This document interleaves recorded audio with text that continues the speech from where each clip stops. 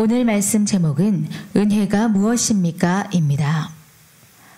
사람이 땅 위에 번성하기 시작할 때에 그들에게서 딸들이 나니 하나님의 아들들이 사람의 딸들의 아름다움을 보고 자기들이 좋아하는 모든 여자를 아내로 삼는지라. 여호와께서 이르시되 나의 영이 영원히 사람과 함께하지 아니하리니 이는 그들이 육신이 됨이라. 그러나 그들의 날은 120년이 되리라 하시니라. 당시의 땅에는 네피림이 있었고 그 후에도 하나님의 아들들이 사람의 딸들에게로 들어와 자식을 낳았으니 그들은 용사라 고대의 명성이 있는 사람들이었더라. 여호와께서 사람의 죄악이 세상에 가득함과 그의 마음으로 생각하는 모든 계획이 항상 악할 뿐임을 보시고 땅 위에 사람 지으셨음을 한탄하사 마음에 근심하시고 이르시되 내가 창조한 사람을 내가 지면에서 쓸어버리되 사람으로부터 가축과 기는 것과 공중의 새까지 그리하리니 이는 내가 그것들을 지었음을 한탄함이니라 하시니라. 그러나 노아는 여호와께 은혜를 입었더라. 이것이 노아의 족본이라. 노아는 의인이요 당대의 완전한 자라. 그는 하나님과 동행하였으며 세 아들을 낳았으니 셈과 함과 야벳이라. 그때의 온 땅이 하나님 앞에 부패하여 포악함이 땅에 가득한지라. 하나님이 보신즉 땅이 부패하였으니 이는 땅에서 모든 혈육 있는 자의 행위가 부패함이었더라. 아멘.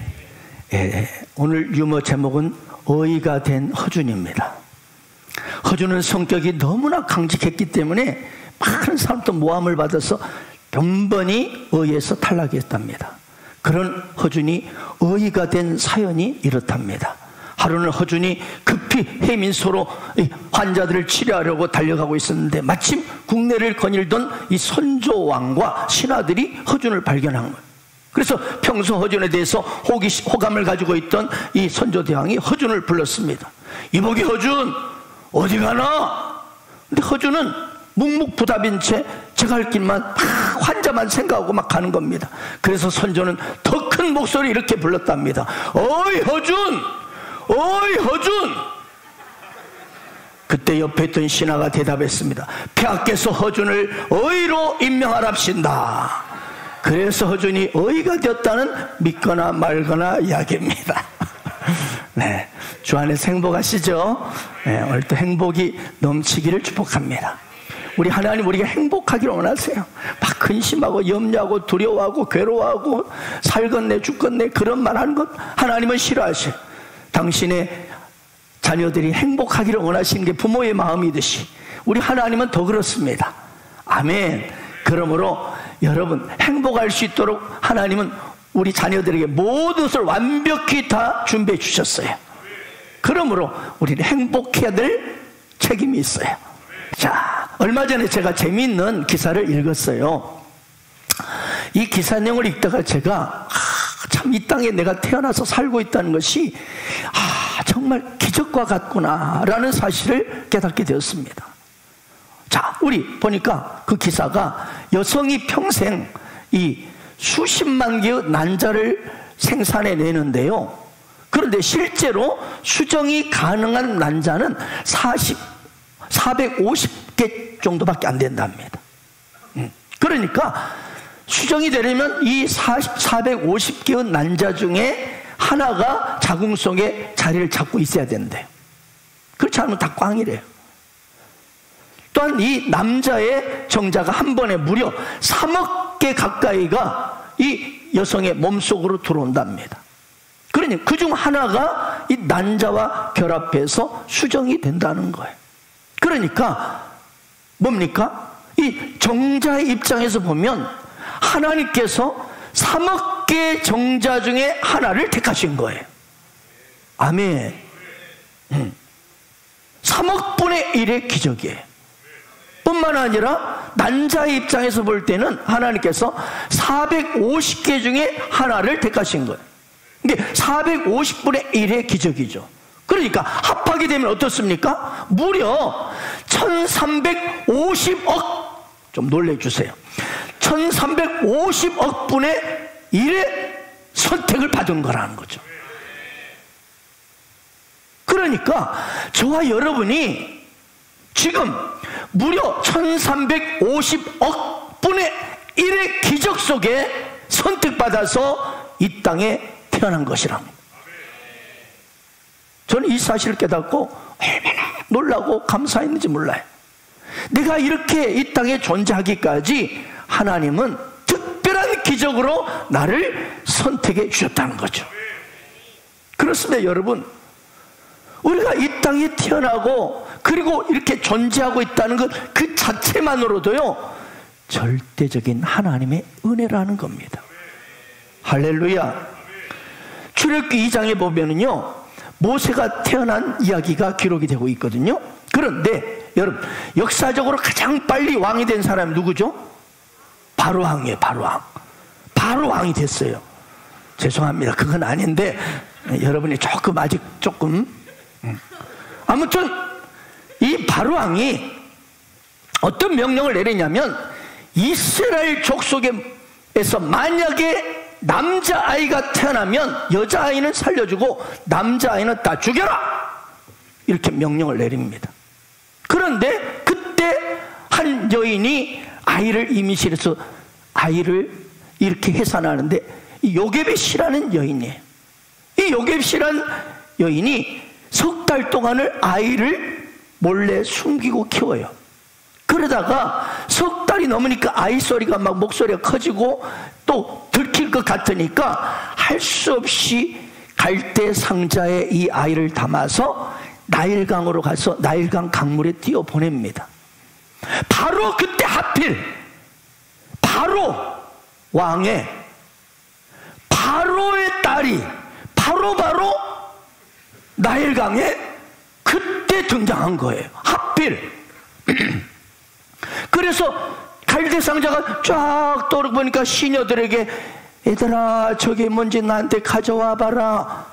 그래서 갈대 상자를 가져와서 딱 열어보니까 예쁜 아이가 새근새근 잠을 자고, 그러니까 이 모성애가 발휘돼 가지고 이 아이는 내가 양자로 삼으리라 해가지고 졸지에 공주가 이 아이를 양자로 이제 삼아서 키우게 됩니다. 그래서 공주는 이 아이를 이 바로 물에서 건져낸 아이란 뜻으로 모세라고 이렇게 이름을 지어줍니다.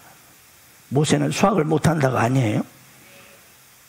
그런데 또 하필 어떻게 됩니까? 이 아이의 어머니 요게벳이 이 아이 모세의 유모로 택함을 받습니다. 신기한 일이지요. 수많은 유모들이 있는데 바로 직접 자기 아들을 모세를 품에 안아 키우게 된 거예요. 이렇게 모세가 태어나 자라는 동안에 이 하필의 기적, 여러분 하필, 이 하필의 기적, 예, 한 분이 졸았나? 하필의 기적이 여러분 계속 이어난 거예요. 그런데 여러분 모세만 그렇습니까? 저와 여러분도 마찬가지라는 거예요. 아멘. 저 같은 경우도 돌아보니 정말 하필의 기적들이 너무 많이 있었습니다. 여러분을 만난 것도, 우리 성등모 집사, 유재희 집사, 안상 집사 만난 것도 하필 기적이에요. 수많은 사람 중에서 하필 하나님 만나게 하셔서 함께 위대한 꿈을 꾸고 나가게 하시는 거예요. 저나 여러분이랑 다 똑같아요. 그동안 이런저런 수많은 사건들이 있었을 겁니다. 그런데 그 사건들을 거치면서 오늘 우리는 이 예수마을 셀교회 성전이라는 곳에서 함께 모여 예배를 드리고 있다는 것, 이것이야말로 놀라운 기적인 것입니다. 이것이야말로 하필의 기적이요 하나님의 은혜인 것입니다. 고린도후서 12장에 보면은요, 바울은 남다른 깨달음을 하나님 앞에 고백하게 됩니다. 바울에게는 남들에게 없는 치명적인 육체적인 질병이 있었습니다. 이 질병은 복음을 전하는데 엄청난 장애가 됐어요. 신학자들은 이것을 안질이다, 눈병이다, 아니면 간질병이다 그래요. 아무튼 안질이든 간질병이든 보십시오. 설교하다가 막 앞이 안질병, 이 눈병으로 벌게 가지고 그리고 설교를 하는데 이게 막 이렇게 막 눈물이 계속 흐르면서 안 보여버려. 글씨가 어떻게 되겠어요? 저는 암기력도 뛰어나지 않아요. 또 간질, 설교하다가 내가 갑자기 경길 눈이 감아지면서 쓰러져 버려. 얼마나 바울의 입장에서 기가 막혔을 거예요. 저런 병신이 말씀을 전한다고 적골하지 가지고 뭐 하나님이 능력이고 하나님이 기적의 하나님이야? 웃기고 있는. 얼마나 기가 막혔을까. 그래서 하나님 앞에, 하나님 제발 이것 복음 전하는데 이거 도저히 이것이 아닙니다. 그러니 제발 좀 고쳐주세요. 이 육체의 질병이 마치 내 인생의 가시가 되어서 가시가 박혀있는 것처럼 저를 너무나 괴롭힙니다. 하나님이요, 이 육체의 가시인 이 질병을 치유해달라고 그렇게 간절히 작정 기도를 3번이나 합니다. 그런데 주님이 응답을 하지 않아요. 너무 낙심이 돼서 오늘날 그래도 기도해야 돼. 여러분, 그래도 기도해야 됩니다. 그런데 기도하는데 주님께서 깨달음을 주시는 거예요. 고린도후서 12장 7절입니다. 여러 계시를 받은 것이 지극히 크므로 너무 자만하지 않게 하시려고 내 육체의 가시 곧 사단의 사자를 주셨으니 이는 나를 써서 너무 자만하지 않게 하려 하심이라. 그렇습니다. 네가 너무 머릿속에 든 것도 많고 그 당시 최고의 석학 가말리엘 문화에서 아주 배웠던 최고의 이 아주 사람, 지식의 사람이거든. 그런데 유대인의 또 베냐민 지파 중에 베냐민 지파로 율법에 특심했고, 그래서 그 모습이 또 하나님 막 계시를 엄청나게 부어준 거예요. 하나님의 계시를 엄청 많이 받아 하늘의 비밀을 알고 삼층천에 막 이 역사까지 다 보고 온 사람이야. 그러니까 천국의 세계까지 다 보고 경험한 바울이니까 얼마나 대단하겠어. 그래서 하나님이 너무 자만하지 않게 하시려고, 즉 교만하지 말라고 육체의 가시를 주셨다는 거예요. 그러니까 자기가 가지고 있는 이 질병까지도 하나님께서 나를 위해 준비하시고, 이게 가시가 아니라 내게 주신 하나님의 선물이구나. 이 육체의 이 질병 때문에 내가 교만하지 않고, 만약 이 질병이 없었다면 막 세상을 다 덮을 정도로 자식들 나는 모든 세계를 다 알고 있어, 영적 세계를. 그러다가 교만은 피망의 선봉이로 확 무너질까봐 하나님이 이 질병까지도 나를 그렇게 선물로 육체 가시도 주셨다는 거예요. 그걸 깨달은 거예요. 바울은 그렇습니다. 이 모든 것이 하나님의 은혜임을 깨달았던 거예요. 그렇습니다. 여러분, 돌아보면은요, 그 어느 것 하나 은혜 아닌 것이 없어요. 그래서 이 은혜를 깨닫는 사람은요, 이렇게 찬송을 드리는 거예요. 내가 누려왔던 모든 것들이, 내가 지나왔던 모든 시간이, 내가 걸어왔던 모든 순간이 당연한 것 아니라 은혜였소. 아침 해가 뜨고 저녁에 봄의 꽃향기와 가을의 열매,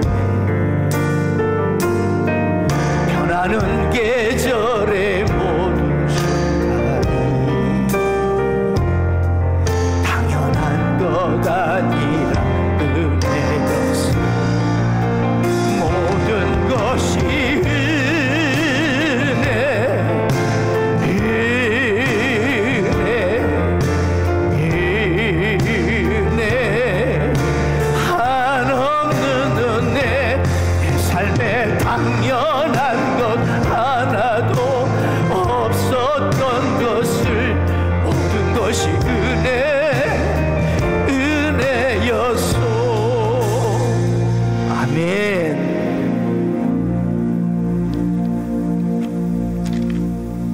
사랑하는 여러분, 하나님의 은혜가 아니고는요 어떻게 우리가 이곳에 모여 예배드릴 수 있겠습니까? 한 호흡도 내 맘대로 쉴 수 있습니까? 한 발자국도 내 맘대로 걸을 수 있습니까? 하루아침에 걸음 못 걷는 사람이 얼마나 많습니까? 이 한마디도 내 맘대로 할 수 있습니까?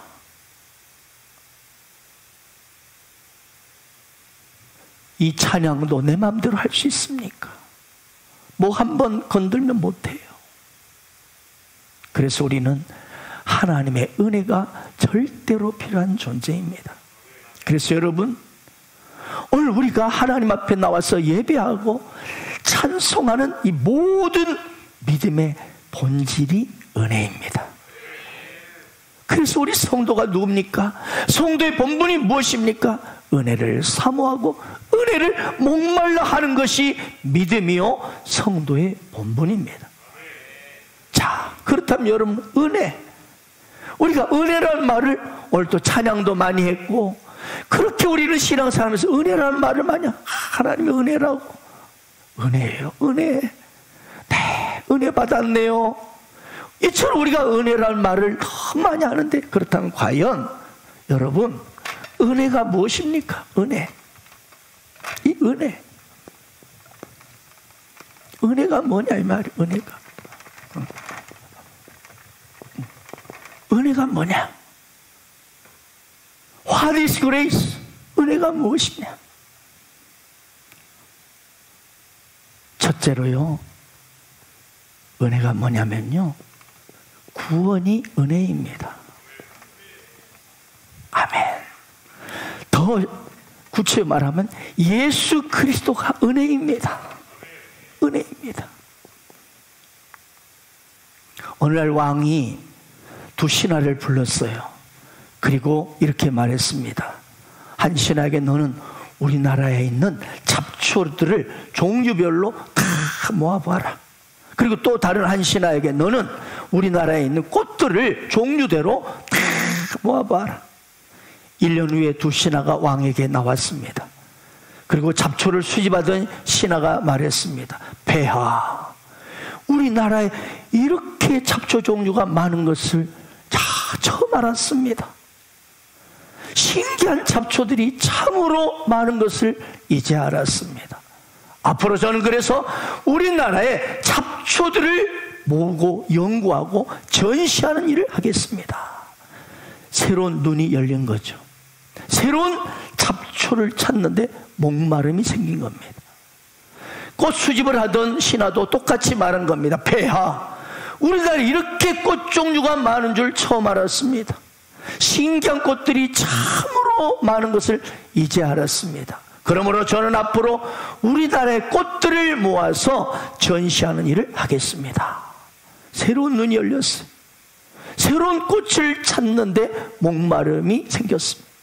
두 신하는 새로운 목마름이 시작되면서 계속, 그래서 그 한 신하는요, 잡초만 눈에 보이는 거예요. 뭐 어딜 가도 잡초만 보는 거예요. 그래서 잡초 찾아 산만리야, 잡초 찾아 산만리를 하게 되었어요.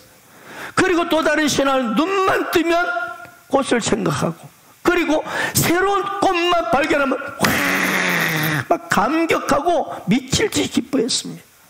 그런데 어느 날 그들에게 죽음이 다가왔어요. 그들이 죽을 때 만족해 했을까요? 평생 잡초에 목말라 했고 꽃에 목말라 살았던 그들이 마지막 눈을 감으며 이렇게 말했습니다. 내가 이까지 것을 하려고 일생을 투자하였나? 내가 이까지 것 하려고 일생을 투자했나? 근데 사실은 이 땅에 사는 사람, 의외로 그런 사람이 많다는 거예요. 추석, 실화인데 한 장로님은요, 한국 동전을 모으는데 미쳐 있었습니다. 아내는 직장을 하고 있어요. 그러니까 아내의 직장 생활에서 나오는 돈으로는 가정살림을 하고, 자기가 번 돈으로는요, 전국을 돌아다니고 해외까지 가면서 평생 동전을 모으는 데 사용하는 거예요.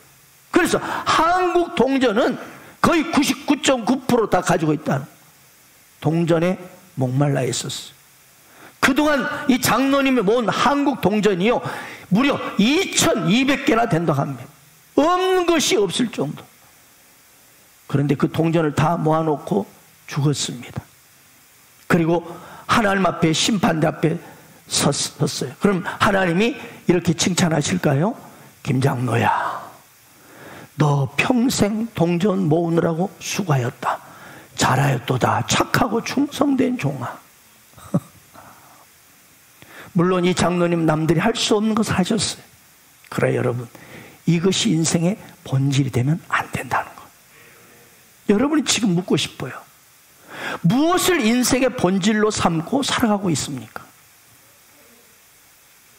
우리는 참된 인생의 본질을 추구하며 살다가 하나님 앞에 가야 할 줄로 믿습니다. 우리가 지금까지 살아온 것은 모두가 하나님의 은혜입니다.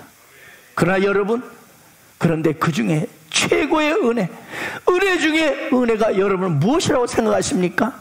그것은 바로 구원받은 은혜인 것입니다. 구원의 은혜. 자, 오늘 보십시오. 우리가 읽었던 본문 6장 5절 6절 보면 심각한 내용이 기록되어 있습니다.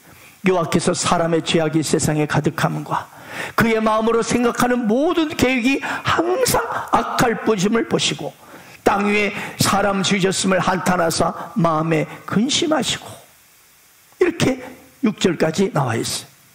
자, 무슨 말이냐? 노아 시대에 되자 아주 죄악이 세상에 가득했다. 그리고 사람들이 생각하는 모든 것이 아주 악하고 잔인한 것. 이때부터 온 우주를, 여러분 하나님이, 우리 창세기 1장 보셨잖아요. 온 우주 만물을 창조하시고 보시기에 좋았다 하셨던 하나님이잖아요.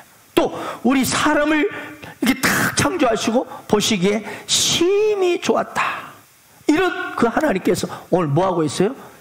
6절에 보니까 한탄하고 근심했다. 사람을 지은 것을 한탄하고 근심했다는 것. 우리는 이 점을 심각하게 봐야 합니다. 노아 때만이 아니라 바로 오늘 이 시대에도 똑같거든요. 우리가 살아온 이 시대도 똑같거든요. 사람들의 생각이 악하고 더럽고 아주 잔인한 것으로 가득합니다.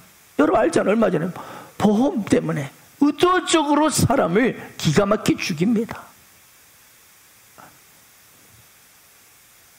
그냥 차에 같이 타고 그냥 차가 빠져도 자기 살짝 빠져.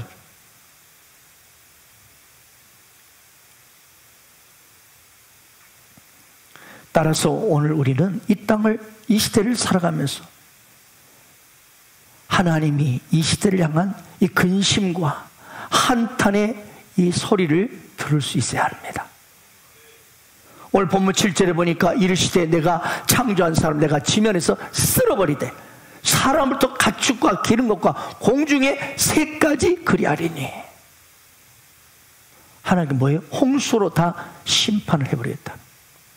모든 사람을 다 쓸어버리겠다, 없애버리겠다는 거예요. 사람만이 아니라 모든 피조물을 없애버리겠다는 무서운 말씀을 하십니다. 실제로 이 땅에 어땠습니까? 역사상 전무후무한 홍수가 임했습니다. 마치 하늘이 열린 것처럼 엄청난 40일 동안 폭우가 쏟아지고 땅에서는 깊은 샘들이 막 터져 나오면서 아주 그냥 온천같이 어마어마한 물들이 쏟아나면서 완전히 온 세상을 홍수로 덮었고 다 죽었습니다. 다 죽었습니다. 그런데 히브리서 9장 27절을 보면 이렇게 말씀하십니다. 한 번 죽는 것은 사람에게 정해진 것이요 그 후에는 심판이 있으리니. 이 말씀이 무슨 말이냐? 이제는 노아 시대의 그런 단체 심판은 단체에 벌어놓고 그래서 홍수 대신에 하나님께서는 개인별로 심판을 준비하고 계신다는 거. 개인별로 1대1로. 그러므로 우리가 사는 동안 다시는 물과 홍수 같은 걸로 심판은 없을 것이고, 대신 마지막 시대에 그런 어떤 지진과 질병으로 죽는 것도 있겠지만, 분명한 것은 지진과 어떤 질병으로 죽을 수 있겠지만, 결국은 하나님의 심판대 앞에서 개인별로 1대1로 심판을 받게 된다는 말씀입니다. 그렇습니다. 그러므로 우리는 이 시대를 살아가면서 우리가 뭘 먹든지 마시든지 여러분, 하나님의 심판이 있다는 것을 꼭 기억하며 살아야 합니다. 이 사람이 진실로 지혜로운 사람입니다. 노아 시대 보십시오. 하나님의 심판, 홍수가 있다고 그렇게 수없이 외쳤지만 믿지 않았습니다. 이렇게 하늘이 파랗고, 이렇게 먹을 게 많고, 이렇게 멋있고 아름다운 사람들이 많고, 웃긴 소리 마라. 농담으로 여겼습니다. 그렇습니다. 노아 시대 하나님의 심판을, 홍수가 이제 임한다고 했지만 다 농담하지 마라 그래. 믿지 않았습니다. 그러나 노아만은 이 심판을 대비했습니다. 우리도 마찬가지. 하나님의 심판이 있음을 결코 잊지 말아야 합니다. 그래서 진실로 지혜로운 사람이 누구냐? 인생의 참된 본질을 위해서 살아가는 사람입니다. 아까 말씀드린 꽃이나 잡초나 수석이나 동전이나 아파트 몇 채 모으는 그런 본질이 아닌, 그게 나쁘다는 거 아니에요. 그것이 그러나 본질이 되면 안 된다는 거예요. 그런 본질을 향해서 살게 되면 이 하나님께서 한탄하시고 헛하는 것을 위해 살면 그 인생 비참합니다. 아멘입니까? 그러므로 이 땅에 이런 허탄한 것을 많이 모으는 사람이 아니라 하나님의 심판을 대비하는 사람이야말로 진실로 지혜로운 사람인 것입니다. 자, 중요한 것은요, 다음 장에 나오는 7장 23절입니다. 한번 읽어볼까요? 시작. 모든 생물을 썰어버리시니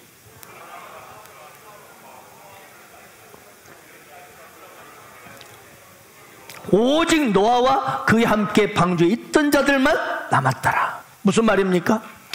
오직 유일하게 이 노아와 그의 가족들만 구원받았다는 거예요. 아멘.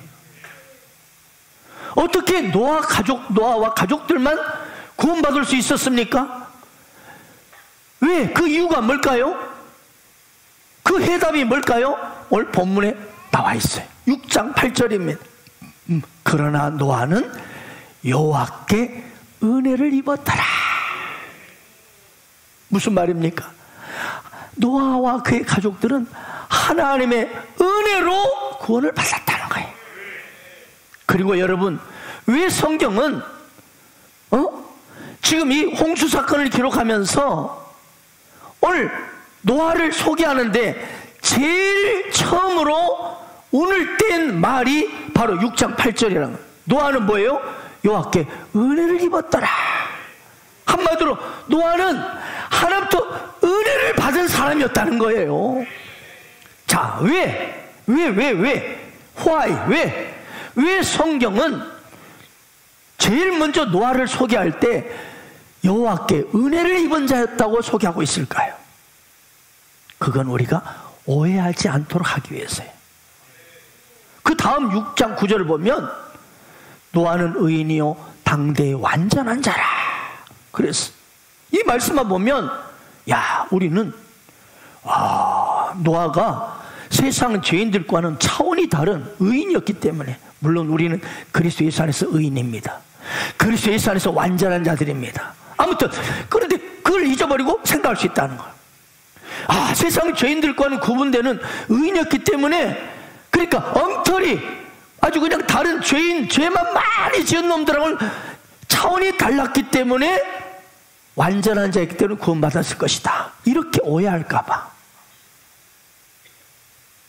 또 창세기 6장 뒤절에 22절에 보면 노아가 그와 같이 하여 하나님이 자기에게 명하신 대로 다 준행하였더라. 이 말씀 보면 어때요? 여러분, 다 준행하였더라. 깨갱이잖아, 깨갱. 여러분, 하나님의 말씀대로 다 준행하면 했습니까? 그 사람만 구원받는데요. 헐.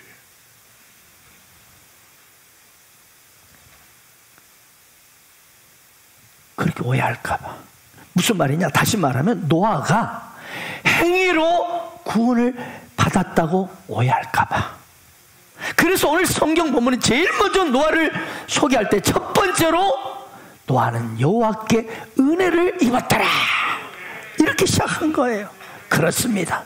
노아가 구원받은 것은요, 전적으로 하나님의 은혜였다는 것이. 더 나아가면 노아가 남달리 의인으로 살 수 있었던 것도 그것이 바로 은혜였다는 거야. 노아가 하나님 약속을 믿고 절대적으로 순종한 것도 다 하나님의 은혜가 있었다는 거예요. 은혜 때문에. 그 말이에요, 그 말. 아멘. 그렇습니다, 여러분. 하나님께서 노아에게 방주를 주셔서 은혜를 허락하신 것처럼 우리에게는 누구? 독생자 예수 그리스도를 주셔서 은혜를 허락해 주셨어요. 그래서 노아가 믿음으로 방주에 들어감으로 구원받은 것처럼 우리 역시 믿음으로 예수 그리스도를 영접함으로 구원을 받은 거예요.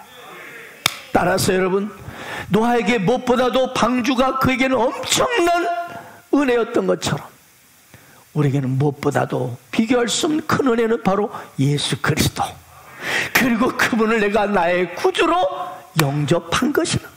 이것이 말로 은혜 중에 은혜라는 거예요. 제가 자주 말씀드립니다만 오늘 이 시간에도 이런 분들이 있어요. 지난날도 그런 사람들이 오늘 막 예배드려 왔다가 안 보인 사람들이 많아요. 한때는 막 몇 주 출석을 해서 예배도 드리고, 그런데 안 보여. 왜 안 보일까요? 안 믿어지니까. 안 믿어지니까. 믿고 싶은데 안 믿어지는 거예요. 여러분, 믿어지는 게 은혜예요, 은혜. 어마어마한 대박이에요, 대박. 내가 믿어져서 구원받은 것이 은혜 중에 첫 번째 은혜다, 이 말이에요. 아멘. 오늘날도 수많은 사람이 교회에 왔지만 믿고 싶은데 믿어지지 않아서, 믿음이 안 생겨서 예수님을 떠나고 교회를 떠나버린 사람들이 얼마나 많습니까? 그래서 바울은 에베소 2장 8절에 이렇게 말씀합니다. 너희가 그 은혜에 의하여 믿음으로 말미암아 구원을 받았어. 여러분, 우리에게 믿음이 있는 것이 큰 은혜라는 거예요. 은혜. 이것은 너에게 난 것이 아니오 하나님의 선물이라. 오늘 이 자리에 오늘 또 왔다가 다음에 안 보인 분도 있을 거예요. 나도 예수 믿고 싶어서 교회에 왔는데 안 믿어져서 가는 거예요. 그래서 여러분, 믿어진다는 것이야말로 믿어져서 구원받는 것이 은혜 중에 은혜라는 거예요. 저는 오늘 여러분 모두가 단 한 사람도 없이 빠짐없이 예수가 나의 구주로, 나의 구원자로 믿어지기를 축복합니다. 아멘. 그렇습니다. 나 같은 이 추악한 죄인이 예수 그리스도를 나의 구주, 나의 하나님으로 믿게 돼서, 할렐루야, 그 예수를 나의 구주로 영접함으로 구원받는 것이야말로 은혜 중에 은혜요, 하나님의 주신 최고의 선물, 은혜를 받은 것입니다. 이 놀라운 은혜를 깨닫고 감격하는 사람들이 이 찬양을 자주 부르죠. 하나님의 은혜로 이 쓸데없는 자 왜 구속하여 주는지 난 알 수 없도다. 이 쓸데없는 자, 이 엉망진창인 나 같은 놈을 왜 나를 구속해 주는지 나는 알 수가 없도다. 이것이 은혜라는 거예요. 은혜. 그렇습니다 여러분. 구원이 은혜입니다. 두 번째는요, 이 사명, 이걸 다른 말로 비전이라고 하죠. 사명이 은혜입니다. 은혜입니다. 은혜. 노아가 하나님께 은혜를 입었죠. 그런데 하나님은 은혜를 입은 자에게 뭘 주셔요? 사명을 주셔요. 그래서 은혜 받은 자는 사명을 받게 돼요. 하나님을 위해 살 일, 사명, 비전을 노아가 받습니다. 뭐예요? 너는 이제 곧 홍수 심판이 온다. 홍수 심판이 올 것이니 대비하라. 그런 경고를 하여라. 라는 사명을 줍니다. 그리고 또 뭡니까? 한편으로 홍수에 대비해서 너는 큰 방주를 만들어라. 여러분, 이 방주 배선자가 참 의미가 있어요. 여러분, 이 배 주자거든요. 8명의 식구가 들어갔다. 이게 배선이에요. 한자가 굉장히 의미한 것 같아요. 제가 의로운 자도 말했죠. 어린 양 밑에 내가 들어갔을 때 그것이 의로운 자다. 아무튼 노아는 은혜를 받고, 그리고 은혜를 입으니까 하나 분명하고도 정확한 하나님으로부터 할 사명을 받습니다. 사명이 분명해진 거예요. 여러분, 이 가운데 여러분 사명이 분명한 사람이 있을 거예요. 비전이 분명한 사람이 있을 거예요. 그 사람 은혜 받은 사람. 은혜는 사명입니다. 그렇습니다. 여러분, 은혜를 받으면 즉각 나타나는 것은요, 내가 이 땅에 존재하는 목적, 하나님께서 나를 이 땅에 태어나시고 이 땅에 보내신 목적, 즉 사명을 발견하게 된다는 거예요. 아멘. 내가 이 땅에서 무엇을 위해서 살아야 하나? 아까 말씀대로 뭐 잡초나 꽃이나 그런 막 아파트 몇 채 모으는 것이 거기가 목적이 아니라 하나님으로부터 할 일이 분명해진다는 거죠. 바울은 그래서 이렇게 말합니다. 이 복음을 위하여 그의 능력이 역사하는 대로 내게 주신 하나님의 은혜의 선물을 받고 나니까 뭐야? 내가 일꾼이 되었노라. 복음의 일꾼이 된 것이 하나님의 은혜라는 거야. 복음의 일꾼이라는 사명을 받은 것이 하나님의 사명이라는 거야. 바울은 이 하나님의 은혜를 선물을 받고 나는 복음의 일꾼이 되었노라. 그러면서 또 로마서 15장 16절 보세요. 한번 읽을까요? 시작. 이방인을 위하여 그리스도 예수의 일꾼이 되어 하나님의 복음의 제사장 직분을 하게 하사 이방인을 제물로 드리는 것이 성령 안에서 거룩하게 되어 받을 신만하게 하려 하심이라. 아멘. 그렇습니다. 하나님은 사람을, 우리 인간을 이 땅에 보내실 때 놀이터로 보낸 게 아니에요. 잘 놀아라, 그게 아니고 여러분, 하나님의 일터로 보내셨다는 거예요. 뭐예요? 하나님의 예수의 일꾼으로 뭐예요? 하나님의 복음의 제사장 직분을 주신다는 거예요. 저와 여러분은 예수 그리스도를 믿는 사람은, 이 사람이 진짜 은혜를 받으면 내가 하나님 나라의 복음의 제사장이구나, 왕같은 제사장이구나, 이 직분을 딱 안다는 거예요. 이게 은혜를 받은 사람 특징. 사명이 은혜예요. 아멘, 아멘. 그렇습니다. 그러므로 여러분, 하나님 주신 사명을 깨닫는 것말로 정말 큰 은혜인 것입니다. 유명한 역사학자 아놀드 토인비 있죠. 그가 런던 대학의 학생들 가르치며 이렇게 말했다고 합니다. 역사의 주역이 되어라. 역사를 창조하는 사람이 되어라. 역사를 끌려다니지 말고 주도하는 사람이 되라. 그때 어느 학생이 탁 손을 들고 질문했어요. 교수님, 그럼 어떻게 하면 역사를 끌고 가는 인물이 될 수 있습니까? 토인비 교수가 대답해 줬습니다. 시대마다 하나님이 사용하는 인물들이 있다. 특별하게 하나님이 사용하는 사람들이 있다. 그런 사람의 공통점이 있다. 그들은 사명을 분명히 가지고 자기를 희생한 사람들이다. 아멘. 사명을 가진 사람이 역사를 끌고 가는 큰 사람이 된다. 이렇게 말했다고 합니다. 사랑하는 여러분, 사명을 받고 비전을 받고 하나님의 일꾼이 되는 것이 말로 큰 은혜입니다. 혹시 여러분 사명이 힘해진 사람이 있습니까? 비전이 힘해진 사람이 있습니까? 여러분 다시 한번 하나님의 은혜가 임하기를 축복합니다. 그렇습니다. 지금이야말로 은혜 받을 만한 때요 했죠. 은혜 받을 만한 때. 이 은혜 받을 만한 때라는 말씀은요, 지금이야말로 사명, 비전을 받을 때라는 말씀입니다. 아멘. 여러분 내 인생에 존재 목적을 깨닫는 것이 큰 은혜입니다. 그 은혜가 사명이요 비전입니다. 그럼 여러분 은혜를 받기를 축복합니다. 마지막 세 번째, 헌신이 사명입니다. 헌신이 이 은혜입니다. 은혜. 사도 바울이 고백합니다. 고린도서 15장입니다. 그러나 나의 따된 것은 하나님의 은혜로오니 내게 주신 그의 은혜가 헛되지 아니하여 내가 모든 사도보다 더 많이 수고하였으나 내가 한 것이 아니요 오직 나와 함께 하신 하나님의 은혜로다. 바울은요 지금까지 줄에 막 완전히 앞만 보고 헌신을 달려왔거든요.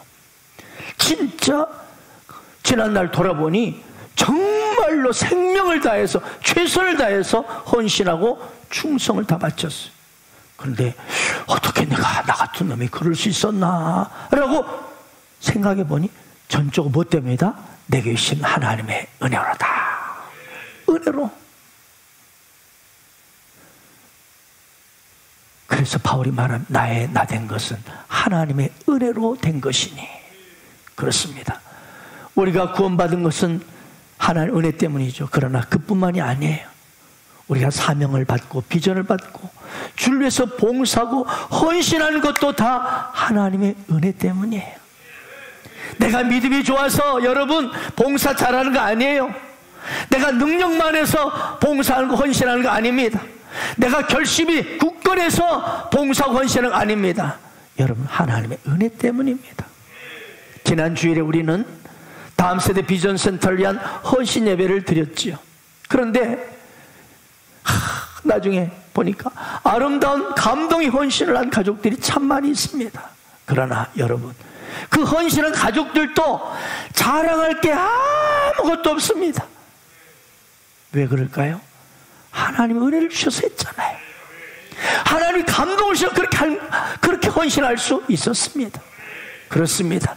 우리 헌신도 오직 하나님의 은혜입니다.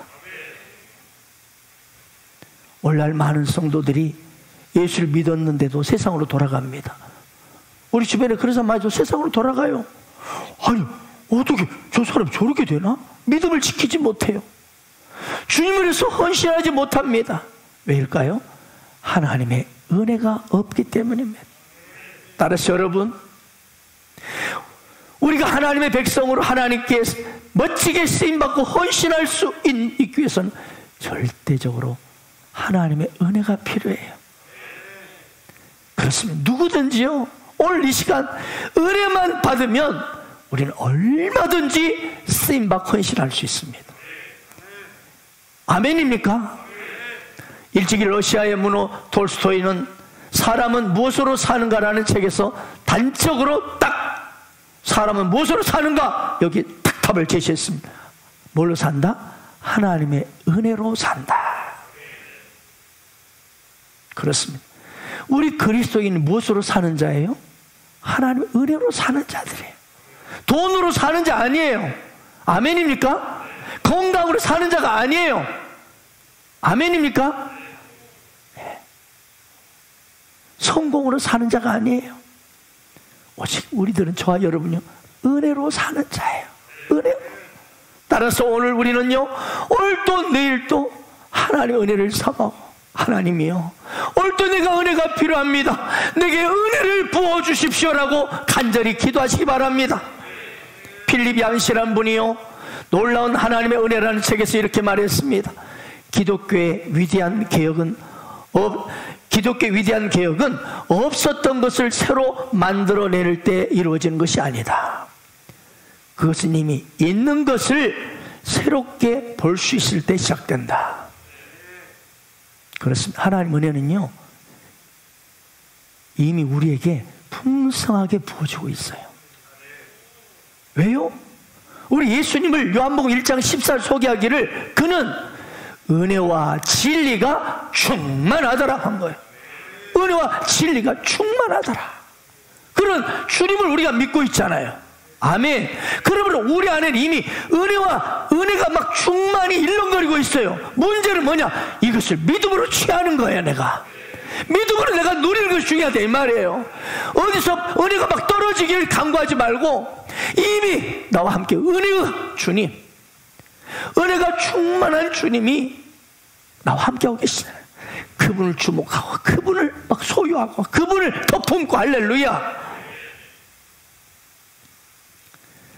따라서 여러분, 중요한 것은 지금 이 은혜가 나를 구원하며 이 은혜가 내게 사명을 주고 이 은혜가 나를 헌식케 한다는 사실을 새삼 깨닫고 은혜를 사모하라는 거예요. 그러므로 오늘 이 시간 하나님의 은혜가 얼마나 내게 소중한가를 다시 한번 발견하는 시간 되기를 축원합니다. 종교개혁자 마틴 루터는 1546년 2월 18일 새벽 3시에 세상을 떠나면서 마지막으로 이런 기록을 남겼다고 합니다. 우리는 하나님의 은혜를 구걸하는 사람이다. 그렇습니다.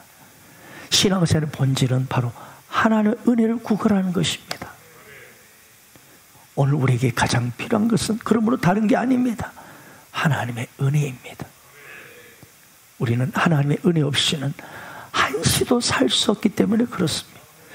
하나님의 은혜 없이 우리는 한순간도 실수할 수밖에 없고 무너질 수밖에 없기 때문입니다. 여러분, 신앙의 아름다움과 엉터리하고 차이는요, 도토리 키재기입니다. 저나 여러분이나 다 도토리 키재기입니다. 다만 은혜가 있느냐 없느냐 그 차이뿐이에요. 그러므로 여러분의 인생을 살아가면서 어느 순간이든지 어떤 때든지 주님, 나는 오늘 은혜가 필요합니다. 내가 은혜가 필요합니다. 내가 은혜가 아니면 나는 살 수 없습니다. 이 갈망, 이 사모함이 있기를 축복합니다. 이 태도, 이 가치가 매우 중요합니다. 주여, 오늘 또 나에게 한량없는 은혜를 부어주십시오. 주님의 은혜가 아니면 나는 안 되는 사람입니다. 오늘 이 시간 내게 은혜를 부어주십시오. 매 순간 은혜를 사모하고 은혜를 갈망하며 나아갈 때 사랑 여러분에게 이런 늘 하나님의 은혜가 충만하여 아름다운 인생길 걸어가기를 축복합니다. 아멘.